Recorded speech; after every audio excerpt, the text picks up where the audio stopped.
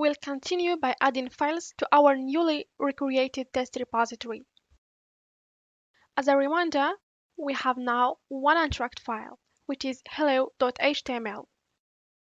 Before adding it and continue to commit, let's add another file.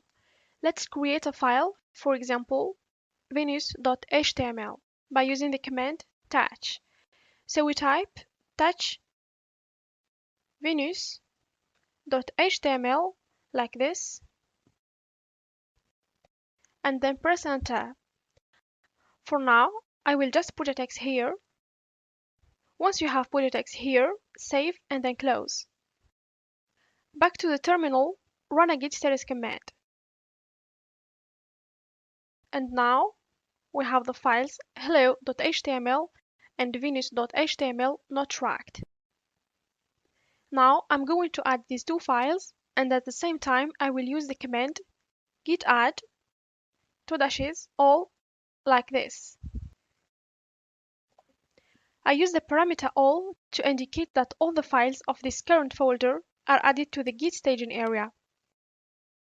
Now let's execute a git status command.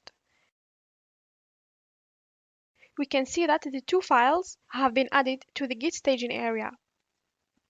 Let's go ahead with a commit.